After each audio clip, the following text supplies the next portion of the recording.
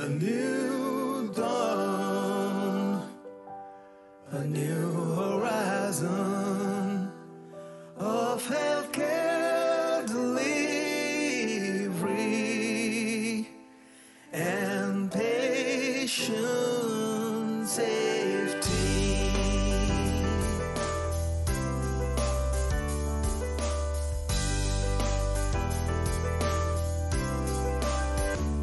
We have a goal, a noble drive.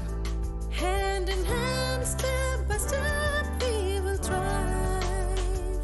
To march ahead together for a bright and shiny future with patient safety and quality healthcare. We are CAHO, your healthcare companion.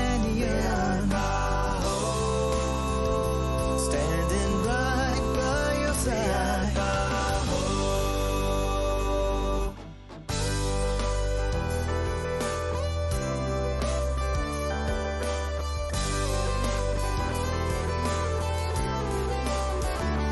Joining hands for building a vision, shaping a culture for patient safety. Setting up standards with best foot forward. Won't ever leave no stone unturned. We wear our pride on our sleeves, work with passion like a breeze, train people, enhancing their skills, spreading the message of quality healthcare for safer patient care, a better nation.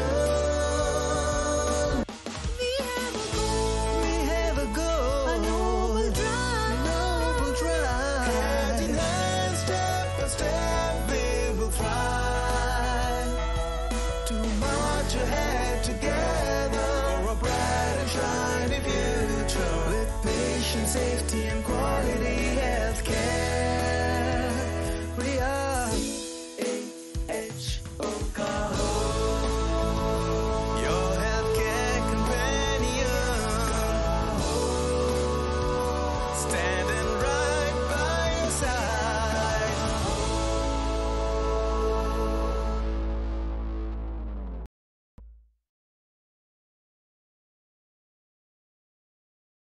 Good afternoon to all of you. Respected GC members, Ratan Jalan sir, our speaker for today's webinar, Dr. Joseph Fidelis, all the participants who have taken out time. CAHO Healthcare Division organize every month CXO Roundtable. The topics are focused towards the strategic areas of the hospital operations and the other functions. And this month, October's 2023, topic is 10 things you must know about hospital financials. I would like to introduce our moderator for today's webinar, Dr. Joseph Fidelis. He's an anesthetist and intensivist, pain and perioperative care physician in Anna Velankani Multi-Speciality Hospital, Tirunelveli, Tamil Nadu. He's the CEO of the hospital. The hospital was founded in the year 1977 by Dr. Rajam Othilingam and engineer Joseph Othilingam with a vision to provide tertiary obstetric care in the town of Tirunelveli and its surrounding areas. After nearly 4 decades of dedicated services, the medical organization has grown into a 110-bedded multi-speciality hospital. Dr. Fidelis is the representative of entry-level hospitals in CAHO Healthcare Institutions Division. I welcome Dr. Fidelis to moderate the session and introduce our speaker. Thank you. Before I introduce the speaker, yes, the speaker is really profound. He's a very stoic teacher. He has very insight philosophical teaching of the various aspects of healthcare industry. He's extremely cross-functional. Whatever topic related to healthcare industry, he'll have the most recent guidelines or the most ways that he can implement policies and stuff. So what we both went through over 2 years of working with them is basically most of the problem is to teach the basics of finances to a medical person was really difficult. And Jalan sir had a very unique way of presenting the teachings of basics of finance. He's basically the founder and MD of Medium Healthcare Consulting, which offers strategy and succession plans, marketing plans to all medical organizations across the country. Prior to setting up the Medium, he was the CEO at Apollo Healthcare and Lifestyle. He created the most two innovative delivery models in the country. One is the Apollo Clinic and the Cradle. He is an alumnus of IIT Kanpur and Harvard Business School. So hopefully we'll all learn what finance is about, or the 10 things that you must know about hospital financials from him. Over to you, sir. So thanks, Dr. Joe, and good afternoon, everyone. And that's the subject, about hospital financials. And before I begin, just 1 second. I must put a disclaimer. So there are two things. One is that I know we have a very large group of attendees, and they would be from very diverse background, and you'll have people who actually are in finance functions. Some of them could be CFOs, CEOs, or people who have a really good understanding of finance. So this session honestly is not targeted at them. In the last few years, I've had the opportunity to interact with a large number of hospital promoters who are essentially doctors, and they have had a small hospital which has grown to a large facility.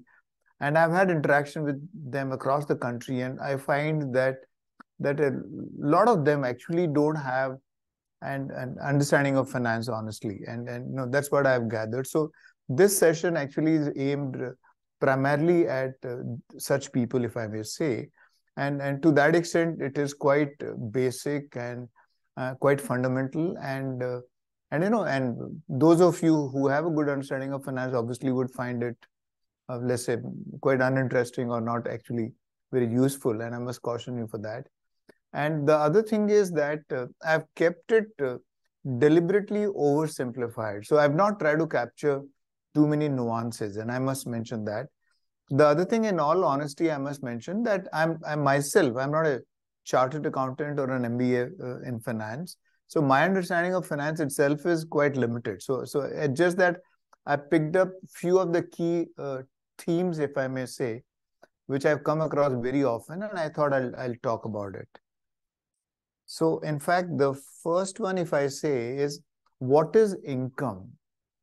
So, and this question, this came up, in fact, during one of my discussion with a promoter group of a hospital, and I found that there is some lack of clarity, if I may use the word. So when I'm saying what is income, in fact, normally we call it income. We also call it sales. It's also called revenue. But essentially, when we say what is income or what is sales or what is revenue, it is about the product we have sold. Like it could be for any organization for that matter, or it could be the services we have provided. And for the product we have sold or the services we have provided, when we have raised a bill or when we have raised an invoice, very frankly, the total of the bill amount or the total of the invoice value is income revenue. I mean, whatever you want to call it. And to that extent, you will see that whenever we say what was the revenue or what was the sales or what was the income, we always say for a particular period. So we could say what was the income yesterday, what was the income last week or last month or last year or last quarter. It could even be for last 1 hour for that matter. But it is always for a particular duration. So that's what income or sales or revenue is. Now, we must also keep in mind that, let's say, we may have raised invoices in a hospital for outpatient services or, whenever a patient gets discharged, and the total value of all the bills yesterday may have been, for argument's sake, 70 lakhs of rupees.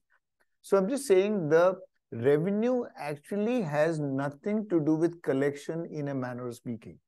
The total bill value yesterday may have been 70 lakhs. The money collected could have been 40 lakhs or could have been 90 lakhs for that matter. But the money collected or the collection actually is not, it shouldn't be confused with revenue. Collection is one thing, but when we talk about revenue income, it's completely different. It is nothing but a total of sales value, or like I said, the invoice value. And the good thing we should understand that if we capture it right, it is very simple to analyze it. So the last month, if the revenue has been 7 crores rupees, we can also see breakup, breakup in terms of inpatient, outpatient, different specialities, different payer groups, how much was cash, how much was insurance, how much was government insurance, etc., etc. So I think that is what essentially income, sales, or revenue is all about. It's also called top line, and I'll tell you in a while why it is called that. But that's what income is all about. And what is expenditure? And some of these questions are very, very simple. So pardon me if you think it is slightly too basic for that matter. Now, when we say what is expenditure, it is essentially the money spent towards different resources to provide or to make the product we have sold, or to provide the services we have done, for which we have raised an invoice. So basically, the expenditure towards providing the services or the product we may have sold, and that's what the expenditure is all about. Now, if you look at a typical hospital, in fact, let's say this is, for example, is for the Max Hospital. So the large expenditure item would obviously be drugs, the drugs, consumable and implants, employee benefits. So I'm just saying that's a big expense. Professional consultancy fee would largely be the physician, doctor's costs, and finance costs is large, interest, etc., etc. Then you have depreciation and other things. Now, this is what the expense is all about. And then you will have a whole lot of other items. Obviously, they come under other expenditure for that matter. It could be rent or insurance or outside lab investigation, food expense, communication, travel, and other things. So this is what essentially expenditure is all about. Now, when we talk expenditure, I think we must keep in mind one or two things. One is that all the expenditure we incur for the revenue we have earned, so that's revenue expenditure. So why I'm saying is, tomorrow if we spend money to buy an equipment or to buy some furniture or to buy something which is going to yield benefit, or it could be a vehicle or a car or an ambulance, I'm just saying which is going to yield benefit or which is going to be productive over a long period of time, actually gets classified as capital expenditure. Now, why I'm saying is that I've come across situations where something as basic as this is not looked into or not understood or not taken care of. So there is, when you talk about expenditure, there is capital expenditure and there is revenue expenditure. Revenue expenditure is the one which you have incurred to provide the services which you have done. So I think we must keep in mind, because when we talk about profit and loss statement, in the profit and loss statement, we don't capture capital expenditure the way we think it to be. No, it's not there. So that is one thing we should understand. The second thing is, people talk about direct expense and indirect expense. People also talk about variable expense or fixed expense. Now, whichever expense which is incurred and which can be directly attributed to the customer or to the patient would be direct expenditure or variable expenditure. For example, if you're talking about a knee replacement surgery, if you're talking about a, let's say angioplasty for that matter, for example, let's say the expenditure towards stent or implant, or in case we have a surgeon who is there on a fee-for-service kind of a model, so whatever you pay him for providing that particular service would actually be direct expenditure, because it can directly be linked to the particular customer, to the particular patient, or the bill we have raised for that service. In fact, the other services which can't be directly linked, it could be administrative staff, it could be rent, electricity, there are a whole lot of other expenditure. They would actually get classified as indirect, or let's say, like I said, fixed expenditure. And in certain cases, we also call them overheads for that matter. So I think that is something we should keep in mind. Like I said that one is the capital expenditure and revenue expenditure, that distinction, and the other is fixed and variable expenditure. So I think this is what we should think about. Now, what is profit and loss statement? Obviously, is very simple. When we talk profit and loss statement, is nothing but income minus expenditure. That's what the P&L or profit and loss statement should be all about. And this is what it looks like. So I'm just saying again, this is for Max. Now, so when you talk about a profit and loss statement, all I'm just saying is that we should keep in mind two things, like revenue or expenditure. A profit and loss statement is always for a particular period. So in this case, if you notice, it says year ended March 31st, 2023. So it is for the financial year 22-23. You can actually have a profit and loss statement for a week, for a month, for a quarter, but is always for a particular period. Now, if you see a typical profit and loss statement, you will see the revenue is on the top. And that's exactly why we call it top line, because the top line is revenue. I mean, that's the income or sales. And if you see the profit it's actually captured at the bottom. And that's why we call it bottom line. So when we say top line and bottom line, I think it's very simple that, why is it called top line? Because it appears on the top typically, and bottom line because profit is at the bottom of it all. So I think that's something which is very simple, and that's the way we should understand. Now, the other thing we should also understand that, let's say we may have made a profit of 40 lakhs, but do we necessarily have a bank balance or we have that money with us? May not. So again, the profit of a particular period should not be misunderstood as the cash we have or the money we have. So an organization may have made a profit of, let's say, 40 lakhs or 50 lakhs or a crore rupees and may not actually have that much of money, because a lot of money maybe it actually is receivables. We are yet to collect from TPAs or insurance companies or corporates for that matter. Similarly, you may have a situation where the company or the hospital may have made a loss, but it still may have some money. And the money could be on account of, let's say, the bank loan, or you have received certain advances, or you have payables. You have not paid your suppliers for that matter, and you still have that money.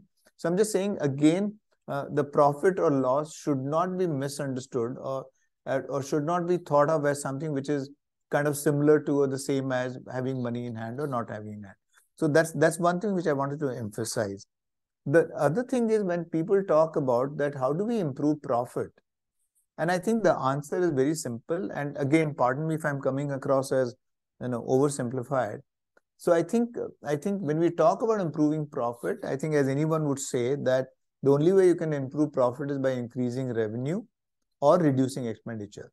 When we talk about increasing revenue, there is something which actually gets talked about very often in hospitals in today's day and age. It's called ARPOB, which is average revenue per occupied bed. And the way it is done is that, let's say if the hospital has done a revenue of, I'm just saying 50 crores, and on an average, if you have 300 beds and if your occupancy has been 60%, so then you're saying that you have had 180 occupied beds on an average. So you divide the revenue of 50 crores by that 180, and what you have is average revenue per occupied bed or per year. But a large number of time, for the sake of comparison, it is done on a per day basis. What is your average revenue per occupied bed per day? So in fact, some of the best run hospital, premium run hospital, it could be 60,000 or 65,000. Smaller hospital could even be 10,000, 12,000 rupees. I'm also saying the lower ARPOB does not necessarily mean it's a bad thing, because a lot also depends on what is the expenditure you have. So I'm just saying that ARPOB is something which is to be understood or which is to be kept in mind. And what is the average revenue per occupied bed obviously depends on the service mix. What is the specialty mix we have? So I'm just saying, and I think if we are doing more of higher complexity cases, then obviously the average revenue or what we get to charge a patient is going to be more. It also depends on the payer mix. If you're doing a lot of government scheme patients, obviously our tariff structure is going to be low. If you are doing more of a walk-in or cash-paying patient, it's going to be different. And thirdly, it depends on the pricing strategy. So one thing we need to look into is this whole ARPOB thing. And the way to improve RPOB is through service mix, is through payer mix, or through pricing strategy. The other thing obviously is occupancy. So I'm just saying in low occupancy situation, obviously we need to improve the occupancy. And the third thing, which is often ignored, is reduce revenue leakage. And I'm just saying, even some of the best managed hospitals in the country, there are enough scenarios, or there are enough examples of revenue leakage. So when I'm talking about revenue leakage, in simple terms, it is that we have provided a particular service but not billed for that. It could be a doctor's visit, or it could be a particular drug, or it could be an equipment used, or anything else for that matter. So the service has been provided, and let's say for whatever reason it has not been recorded. And if it is not recorded, then it's not going to get invoiced, or it's not going to get billed. So it could be service provided but not billed, or in certain cases, service provided but not billed accurately. Because I'm just saying the level of usage, the kind of equipment, or the kind of doctor, everything has a different tariff structure. So if you have not captured it rightly, then you may have invoiced, but you may not have invoiced the right amount. So I think identifying source of revenue leakage and correcting them is another important thing. So I'm just saying, very loosely speaking, this is how you increase the revenue in a hospital. The other thing we talk about is how do you reduce expenditure. And when you talk about expenditure, materials, drug consumables and other pieces obviously form a very large component of any hospital expenditure. And I think there are enough examples and enough ways to, I'm just saying, understand where the material expenditure is being incurred. Are we using the right product? Are we using the right brand? Are we using the right quantity? Is our procurement policy right? Are we actually negotiating very effectively, etc., etc.? But material expense is one common opportunity, if I may say, to study and improve performance or reduce expenditure. The other obviously is doctor's cost, and I'm just saying, which again is a very large component. So the idea is not necessarily to pay within course less to the doctor or have less doctor, but I think we need to see that if we have a group of clinical talent pool and they're being paid certain amount of money, are we utilizing them in an optimal fashion? Are there ways to improve utilization? The manpower cost is, and it could be a lot of other pieces, maintenance. In fact, there are hospitals which have looked at maintenance very, very diligently, if I may say, and built certain capabilities in-house to reduce expenditure, electricity, outsourced services. There are many opportunities to look at the expenditure. So I'm just saying the way to improve profit, like I said, is to find ways to increase revenue, and I've spoken briefly about it, and also ways to reduce expenditure. The other thing very quickly is, like I said, what is profit and loss statement? I just thought I'll take a minute to talk about what is balance sheet. And this is how what you see in the front, the balance sheet looks at. I'm just saying. Now, there are only two things I must mention, that unlike revenue or expenditure, profit and loss statement, which is for a particular period, balance sheet always is at a point of time. So you see this balance sheet as at March 31st, 2023. The balance sheet always is at a point of time. And the easiest way to understand a balance sheet is, people talk about assets and liabilities. The simplest way to understand it is, liability is, roughly speaking, and I'm saying roughly speaking, is source of money. That if we have 100 crores, where have we got the 100 crores from? So it could be in the form of equity, it could be in the form of loan, it could be in the form of, let's say, the profits we have accrued over a period of time and we have kept in the hospital. But liabilities, in simple terms, is nothing but source of money. When we talk about assets, again in simple terms, it is nothing but, if we have 100 crores, how have we used it? Where is that 100 crore in terms of usage? So it could be property, plant, equipment. It could be 100 other things. And I'm just saying, it could even be, let's say the money we have to receive from people, because that's our money, which is currently lying with them. And this again gets subdivided into current assets or non-current assets, or current liabilities, non-current liabilities. I'm not getting into that, but I wanted to mention two things or emphasize two things. that balance sheet is always at a point of time. It is never for a period. Two is, the simplest way to understand it is that assets are how have we used the money, and the liability is nothing but what is the source of money. The other very simple thing for us to understand is that assets and liabilities has to be the same. There cannot be even 1 rupee difference, and that's exactly why it is called balance sheet. That if you have the money, then you must be able to depict that what is the source and how have you used it. So that's essentially the point I wanted to make when it comes to balance sheet. The other thing which I wanted to say, that I also find, particularly when we talk about some of the smaller hospitals, they don't have an annual business plan. Any large hospital group you go to, whether you talk about Apollo, Fortis, Max, NH, or anybody for that matter, and it need not be a large corporate hospital or large chain for that matter, any well-run, well-managed hospital, in my mind, would have or should have an annual business plan. Now, why I'm saying is that if you don't even have an annual business plan, then you don't know what are you aiming for. Have you performed well? Have you not performed well? If last year you had a certain revenue, if last year you had a certain profit, then it's very important that this year you need to do better. You need to grow in terms of revenue, you need to grow in terms of profits, purely because, if you look at your expenditure, if you talk about people, then obviously people would expect, certain increment for all the right reasons, and you need more money to take care of that. Similarly, if you talk about material, you may have inflation for that matter. There would be increase in rental. So I'm just saying you must have an annual business plan, because if you don't have a plan, then what I found that a lot of promoters struggle every month. In the sense that, do we have enough money? Do we have enough cash to pay our vendors, or do we have money to pay the salaries, and do we have money to pay the consultants, etc., etc. So I'm saying only if you have a plan, you're able to factor in seasonal fluctuation, which often gets talked about. You're able to factor in expenditure increase once in a while. You're also able to factor in that if you plan to have some capital expenditure, then you need to figure out where the money is going to come from, etc. So I think this is very important. Unless you have a plan, what I've seen very often is that every month becomes a cycle of anxiety for that matter. What do we do this month? What do we do next month? And you have situation where you have unnecessary challenges with the money available with the hospital.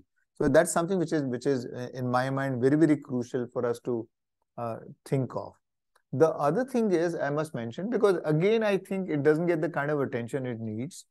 And like I said, that you have a large number of hospitals which are being managed by doctor promoters for that matter, that we must very, very closely monitor receivables and payables. So very, very closely. So I'm just saying, in today's day and age, the cash paying patients in certain cases could be as low as 25-30%. Some cases, in a way, if you're lucky, then it could be higher, 60 to 70%. But a large amount of money actually is stuck in different credit clients for that matter. It could be government schemes, and they are notorious for paying in some cases after a year and a half or 2 years. You talk about TPS, corporate insurance, and I'm just saying I think we can't ignore it. And honestly, I find quite a few times that it doesn't really get the kind of focus or attention it deserves. It has to be monitored very, very closely. In fact, I've also seen in my own experience that large number of times, even the billing is not done correctly. I'm just saying, because if you talk about insurance company, if you talk about government insurance scheme, etc., they all have a certain method or way the bill needs to be raised. And if you don't follow that, then obviously there are going to be challenges, there are going to be unnecessary deductions, etc., etc. So I think receivable is something which needs to be monitored very closely. And I think one thing we must understand, and and I'm just putting it as it is, that any bad debt, if we fail to collect some money, that is something which goes straight out of our profit. Because if you have raised a bill for 1 lakh of rupees, and I'm just saying, in that 1 lakh of rupees we have raised for the services we have provided, the profit could be just 10,000 rupees. But if you don't get that 1 lakh of rupees, then do we realize how badly it hits us? Which is why I always say that receivable is something which needs to be monitored very, very closely.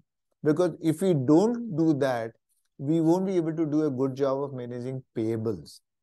So you will find often that there are delays to suppliers and other stuff. And if you get into that, then obviously your ability to negotiate prices with your suppliers and vendors would get severely compromised. So that is something which again I wanted to mention. And just 3 more. The other is, again, this question gets asked to me very often. How do you handle cash transactions? Because in a hospital setting, we know that there is a fair amount of cash transaction. My honest answer all the time is that, I mean, cash transaction needs to be handled exactly the way any other transaction is handled. So I'm just saying that I think we need to record it, if I may say, exactly the way all other transactions are recorded, whether you're talking about receipt or whether you're talking about payment. And I'm just saying there is no point making cash payments, okay, unnecessarily. So I'm just saying we must always prefer, I'm just saying payment through online bank transaction or check or whatever it is, but cash transaction, other than receipt, I think to the extent possible should be avoided. Is very, very important. The other thing I must mention is that tax avoidance is very different than tax planning. So I think the focus should actually be on more efficient tax planning than finding, honestly, shortcuts to avoid taxes. I don't think it is viable. And things are getting more and more stringent in terms of, let's say, authorities' ability to identifying sources of, let's say, aberrations, etc., etc. So again, it's my very honest advice that we must record cash exactly the way we record all other transactions. And I'm just saying we must have people, auditors or advisors or otherwise, who can actually help us with very efficient and very effective tax planning. And to me, that's a better way of doing things rather than finding some shortcuts to avoid taxes. The other is that how do we estimate project cost? And why I'm saying is that in any running hospital, you will find that there are times when you want to add a particular equipment or you want to add a small facility, add 2 rooms or add this or add that. And you could even be talking about, adding another block or setting up a new hospital. But whenever it comes to project cost, don't be approximate. If you are adding a CT scan machine for that matter, I mean, there is a price which you pay for CT scan machine, but there are a whole lot of paraphernalia which you have to buy. There is money towards preparing the room for other things for that matter.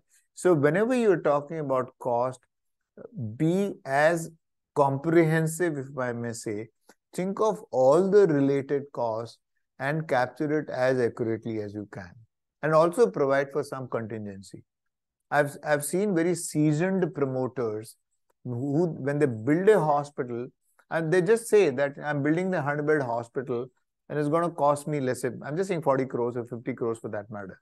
I've often talked about that when you're building a hospital, the hospital, let's say, would probably incur losses in the first year or first 18 months. Have you taken that into account? Because if it is going to incur losses, then you need to really think about that how you're going to get the money for meeting those expenses for that matter, or the money or the expenditure during what I call pre-operative period for that matter. So I think whenever you talk about project costs, I think it needs to be viewed very, very comprehensively. Like I said, I'm just saying, look at the big picture and just see that have you captured all those expenses, and don't be too optimistic. So you captured it accurately, and I think it's always prudent to provide for some contingency. That some of the expenditure, okay, is likely to go up, whether you provide for 2% or 5%, it depends on how conservative you are. But I think we need to do that. And lastly, whenever you're talking about, let's say, like I said, capital expenditure towards expanding capacity or a new hospital or new equipment or new building block, etc., etc., then I think you need to think about that how are you going to raise the capital or where the money is going to come for growth. Now, the best scenario obviously is that you have accumulated profits. Then the last 5 or 10 or 15 years, you got a profit of 10 crores or 20 crore or 30 crore, which is there with you, and you want to use that money to expand, perfectly fine. There are times when you want to raise capital from the bank. All I'm just saying is that whenever you're raising money from the bank, I think also think about how you're going to pay, have a adequate cash flow. Think of, things may not go right all the time. So, I'm just saying, just think of those scenarios, be a little conservative about it. Don't over leverage for that matter. It's never advisable. And we've seen enough hospital, forget a hospital, we've seen, I'm just saying from Anil Ambani downward, we've seen enough people in the country, very senior, very mature, very large scale, who over borrowed and without worrying about when things don't go right, what is going to happen to them. So I would always say that be a little conservative, be a little prudent, and that's important. But more importantly than raising capital is coming back to the earlier question, that whenever you want to add equipment or add capacity or add a hospital, ask yourself a tough question, that whatever you're doing, why are you doing that? Okay, I mean, have you had some feasibility study done for that? Okay, do you think it makes business sense? Just don't follow your intuition. I mean, I won't say blindly, but I think exercise some due diligence before you commit any expenditure towards that. So very roughly, these were the 10, if I may say, questions or a simple question or subjects I wanted to briefly speak about. And I mean, if you have any observations, comments, or questions, I would be more than happy to answer.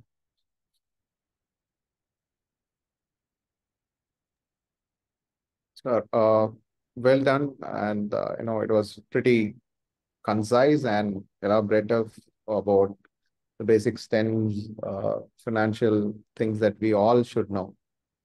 One of the persons have a question about what about HR cost? Is it a payable or a receivable? Because you are working done for human resources, somewhere, there is a contributing factor. Whether we have to put it as an expenditure or a payable or a receivable. No, so see, like I said, the expenditure we incur to provide the services which we are providing, for which we are billing, or etc., is your expenditure. So when you say HR cost, obviously it is expenditure. Okay. And large amount of HR cost is fixed.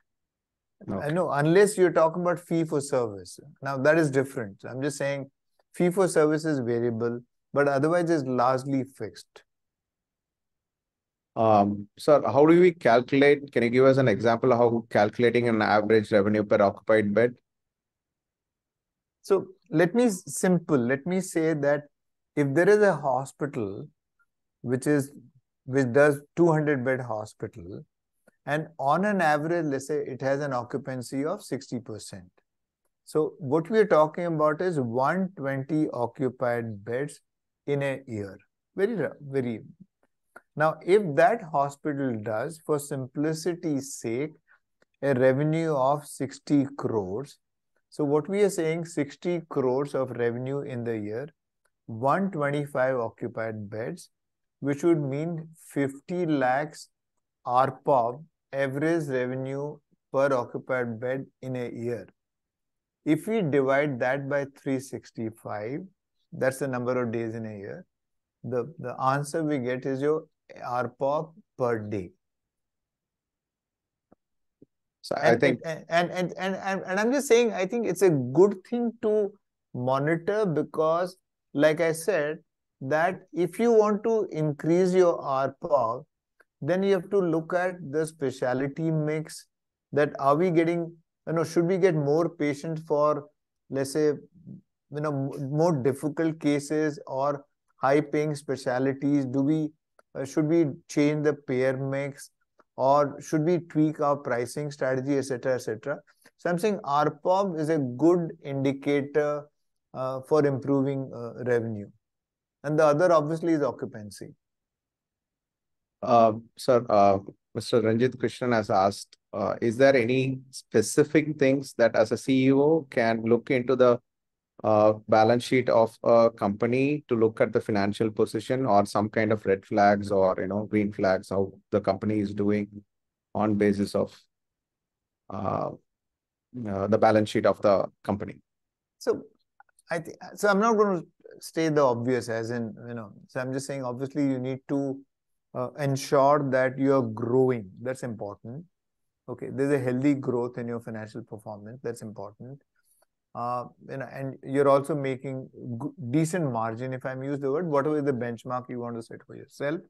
But if there are two things where I've seen people going wrong, one is the whole thing about over leveraging or over borrowing. Just because you can borrow money from the bank does not mean you should borrow.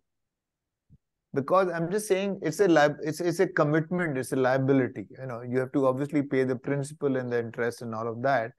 And you don't want to get into bad books in that sense. So I'm just saying you need to be very conservative when it comes to borrowing, very conservative. I'm just saying, look at your ability to generate cash, look at the future performance, and budget for things going wrong. That I'm just saying it's good to project growth, but we have had the pandemic. There are times when, for whatever reason, I'm just saying, you may have business fluctuations. So don't over borrow.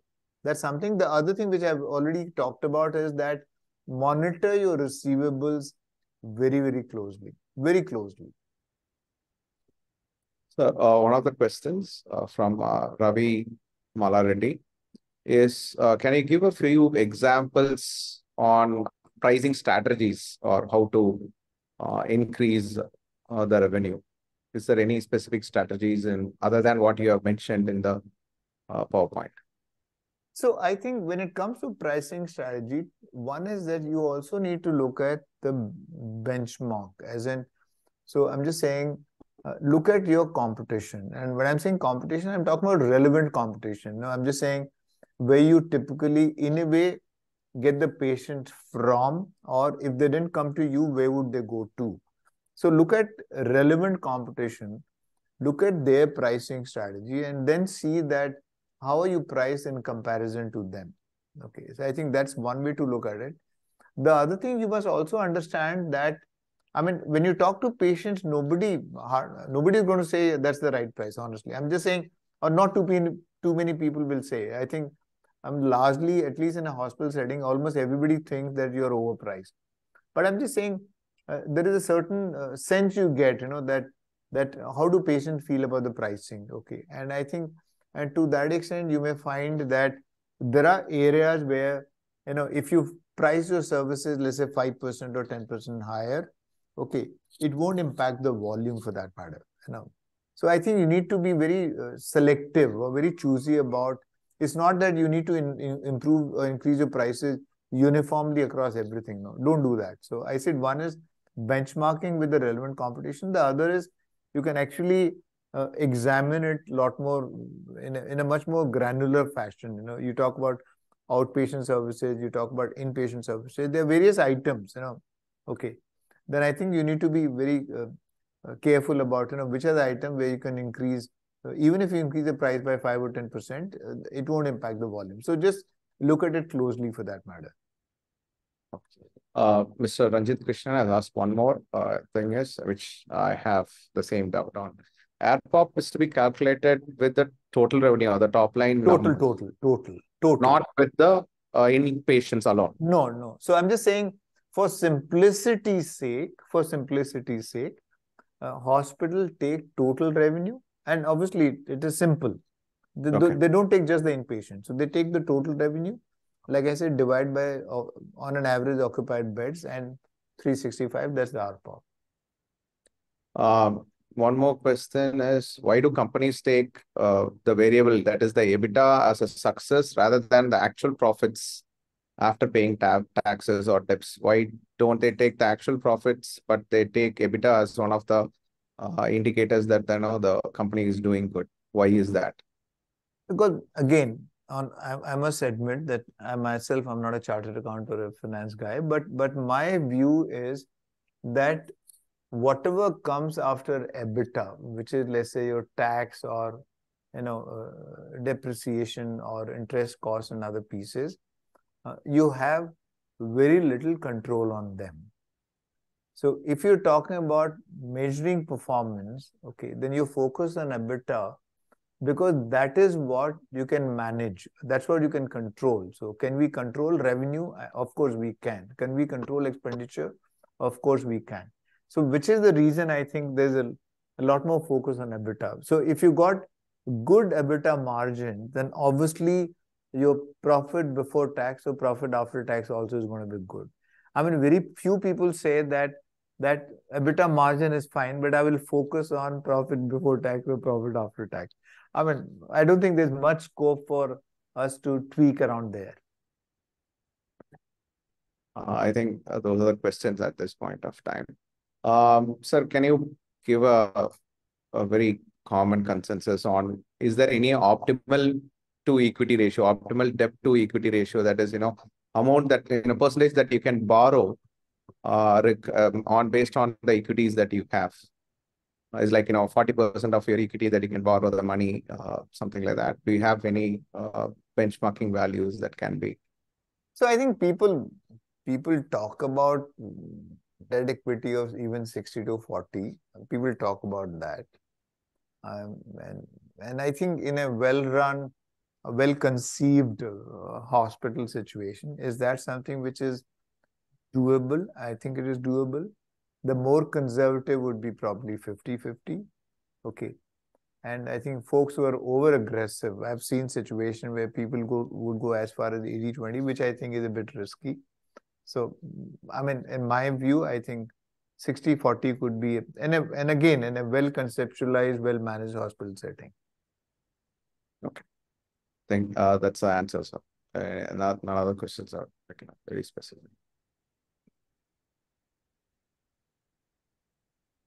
So anyone to ask questions, you can unmute and ask from the panelists.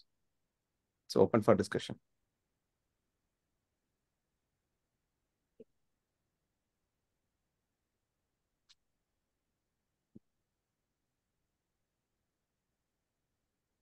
If not the question, at least I would like to thank you, sir, for such a, simplifying the financial terms. I think many of, at least those who have been practicing the finance, we know that it's very, you have explained the terms in such a simple term that everybody have at least got benefited out of your experience and your wisdom.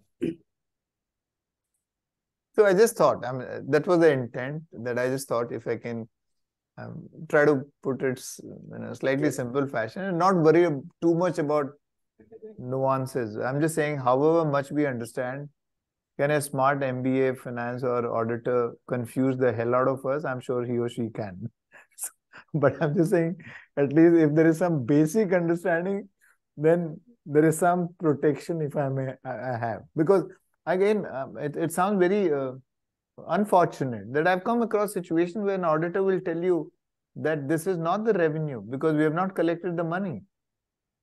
So I'm just saying, the cash transaction, the borrowing, I've come across situations which are really worrying purely because somewhere, we fail to have the basic understanding. So which is why I thought I took the liberty when I spoke to, Dr. Joe and others that, can I speak in simple terms and speak about some simple concepts, and hopefully that helps. Yeah, So, truly, exactly. Vijay sir, your input. I think an excellent session. This is exactly how at least I would have also approached it any time when somebody was to talk about this. Because I think at the level of at least doctors who are managing the financial part, or they are the CEOs, understanding these basic things will keep you on the right path. That is the most important thing. So I think Mr. Jalan has a very endearing way of explaining, and it just goes straight into your mind and into your heart. Oh my God. Thank you very much. My pleasure. Sure that this, this recording, please make sure that let it be circulated once again, especially to our small and medium hospitals, Prakash is there, we'll make sure that we circulate it, because I think that's where it will be most useful. Thank you so much, sir. Thank you for all joining us. Over to our secretary, Nishant, for concluding the session. You are muted, Nishant. Thank you to all of you. Thank you, Ratan sir. Thank you all the GC members and all the participants. We will get back to you very soon with the next theme for the November CXO Roundtable, which will be held in November. Thanks a lot. Thank you so much. Thank Yes, you, sir. sir. Yes. Thank you so much. Good night. Good night. Thank you. Good night, sir. Bye-bye. Thank you to all of you. Thank you, Ratan sir. Thank you all the GC members and all the participants. We will get back to you very soon with the next theme for the November CXO Roundtable, which will be held in November. Thanks a lot. Thank you so much. Thank Yes, you, sir. sir. Yes, sir. Thank you so much. Good night. Good night. Thank you. Good night, sir. Bye-bye.